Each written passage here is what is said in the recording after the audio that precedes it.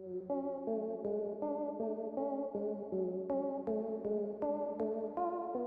Hello! నమస్తే. నేను మీ Monika. Welcome to BLM studios. Bharat రూపాయి పతనం అవుతుంది. అది నేపాల్‌కి ఎలా శాపమైంది అనే పాయింట్‌ని మనం ఈరోజు చూడబోతున్నాం. అంటే మన రూపాయి పడిపోతే నేపాల్‌కి ఏంటి ఇబ్బంది? చాలా ఎక్కడ సంబంధం లేని రిలేషన్ ఇది. ఫస్ట్ ఆఫ్ ఆల్ నేపాల్ అనేది మన పొరుగు దేశం. ఇప్పుడు చాలా వింతైన సిట్యుయేషన్ ఇది. డిఫరెంట్‌గా ఆర్థిక సంక్షోభంలో ఉంది. అక్కడ యుద్ధమేమీ జరగట్లేదు. అప్పులు మాత్రం బీభత్సంగా పెరిగిపోతున్నాయి. అసలు ఇంకా ఆశ్చర్యకరమైన విషయం ఏంటంటే నేపాల్ కరెన్సీ పడిపోవడానికి కారణం నేపాల్ కాదు, మన భారత రూపాయి అనే ఒక క్వెషన్ కూడా వస్తుంది. ఫస్ట్ ఆఫ్ ఆల్ డాలర్‌తో పోలిస్తే భారత రూపాయి చాలా వీక్ అయిపోయింది. ఇది గనక వీక్ అయితే నేపాల్‌లో ఎందుకు వేల కోట్లు నష్టపోతుంది? ఈ 2 దేశాల కరెన్సీల మధ్య ఉన్న ఆ సీక్రెట్ అగ్రీమెంట్ ఏంటి? సో దీనిలో ఎన్నో పాయింట్స్ మనం ఇప్పుడు తెలుసుకోబోతున్నాం. Let's stick with it. దీనిలో మెయిన్ పాయింట్స్ వరకు మీ ముందుంచే ప్రయత్నం చేస్తాం. First of all fixed exchange rate. 65 ఏళ్ల నాటి బంధం ఇది. అదేంటి అంటే భారత రూపాయికి, నేపాల్ రూపాయికి మధ్య ఒక ఇంటర్లింక్ అనేది ఉంది. ఖచ్చితంగా ఉంది. అందుకే ఈ సిట్యుయేషన్స్ జరుగుతున్నాయి.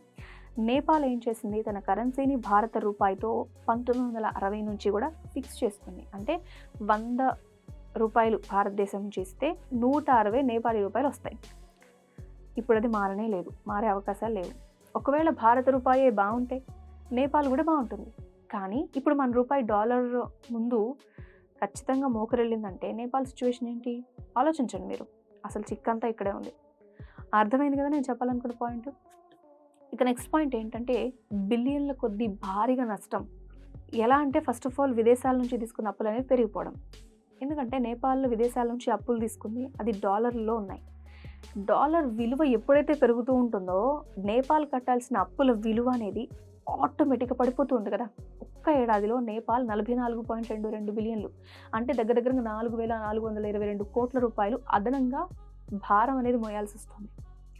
అసలు ఇక్కడ అప్పులనే పాయింట్ మాత్రమే కాదు, మీరు నేపాల్ వెళ్ళి ఒకవేళ కాఫీ తాగాలన్నా కూడా, హోటల్లో ఉండాలన్నా కూడా ఆ రేట్లన్నీ పెరిగిపోయాయి. ఎందుకంటే ఇక్కడ ఇంటర్లింక్ ఉంది కదా.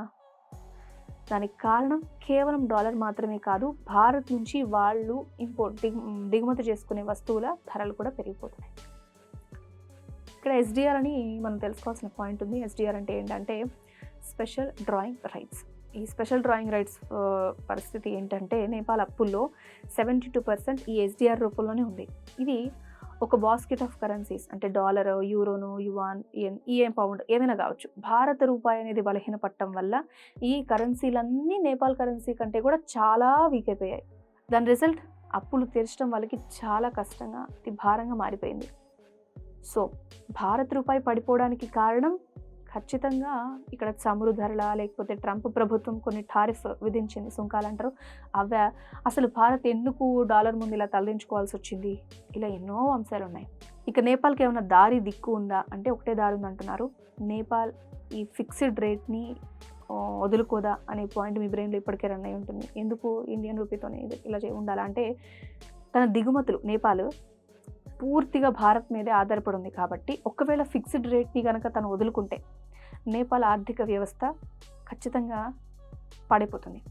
సొంతగా ఎగుమతులు పెంచుకోనంత వరకు కూడా నేపాల్కి భారతే దిక్కుగా మారిపోయే సిచ్యువేషన్ ఉంటుంది. కాబట్టి డాలర్ పెరుగుదల అనేది ఉండటం వల్ల నేపాల్కి ఇక్కడ కేవలం నష్టాలు అంటే కొంచెం లాభాలు కూడా కనిపిస్తున్నాయి. ఆ లాభాల వల్ల నేపాల్ ప్రజలకు మేలు జరుగుతుందా లేదా అనేది కూడా కొంచెం ఆలోచించాల్సిన విషయమే. లాభాలు వర్సెస్ నష్టాలు అనే పాయింట్ని కూడా ఇక్కడ మనం క్యాలిక్యులేట్ చేయాల్సి ఉంటుంది. అదేంటంటే రెమిటెన్స్ ఇంకా టూరిజం. డాలర్ ఎప్పుడైతే పెరిగిందో అది పెరగడం వల్ల విదేశాల్లో ఉన్న నేపాల్ కంపెనీస్ లేదా నేపాల్ వాళ్ళు పంపే డబ్బు వాల్యూ ఉంటుంది కదా, అది ఎక్కువ విలువ చేసే అవకాశం ఉంటుంది. ఇది వాళ్ళ ప్లస్ పాయింట్. అలాగే విదేశీ టూరిస్టులు నేపాల్ టూర్ అనేది చాలా తక్కువ అవుతుంది కాబట్టి వాళ్ళు ఏదైతే దిగుమతి చేసుకునే నిత్యావసరాల ధరలు పెరగడం వల్ల అది సామాన్యుడి మీద భారం పడే అవకాశాలు ఉంటాయి. సో ఫైనల్గా చివరికి మిగిలిన ఒకే ఒక పాయింట్ ఏంటి అంటే నేపాల్ తన సొంత కాళ్ళ మీద మళ్ళీ నిలబడగలదా అనేది మెయిన్ పాయింట్. ఇక ఇండియన్ కరెన్సీ నీడలో ఉండిపోతుందా అంటే ఇది ఎప్పటికీ ప్రశ్నగానే మిగిలిపోయింది. సో నేపాల్ కరెన్సీ ఇండియన్ కరెన్సీకి సంబంధం ఏంటి, ఆ డాలర్కి ఇక్కడికి పాయింట్ ఏంటని మీరు ఇప్పటికే తెలుసుకున్నారు కదా. అంతర్జాతీయ ఆర్థిక వ్యవస్థ అని ఒక చైన్ లింక్ లాంటిది. అమెరికాలో డాలర్ పెరిగితే భారత్లో రూపాయి పడిపోతుంది. ఇదే పాయింట్ ఇక్కడ నేపాల్‌కి అప్లై అయింది. దానివల్ల నేపాల్‌లో అప్పులు పెరిగిపోతున్నాయి. సో, పొరుగు దేశాల ఫినాన్షియల్ సిట్యుయేషన్ కూడా మన మీద ఎఫెక్ట్ చూపిస్తుంది అనే మాట ఖచ్చితంగా నిజం. అదే ఇప్పటి వరకు మనం చూసాం. నేపాల్ ఎప్పుడైతే తను సొంతంగా ఏదైనా ప్రొడక్ట్స్ ఉత్పత్తి పెంచుకోవాలి అనే పాయింట్ ఆలోచిస్తుందో ఎక్స్‌పర్ట్స్ కూడా అదే చెప్తున్నారు.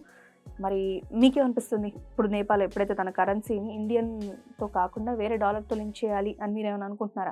అంటే ఒక దేశం ఇంత ఇలా డల్ అయిపోయింది కదా! మీకేమనిపిస్తుంది? జస్ట్ ఇంట్రెస్టింగ్ ఎకనామిక్ ఫ్యాక్ట్ ఇది. మీకు ఎలా అనిపించింది కామెంట్ రూపంలో తెలియజేయండి. Thanks for watching. Pilot, air hostess, airport staff A job అయినా ఏరో ఫాల్కన్స్ తోనే సాధ్యం. కోర్స్ చేయండి, జాబ్ కొట్టండి. Contact now.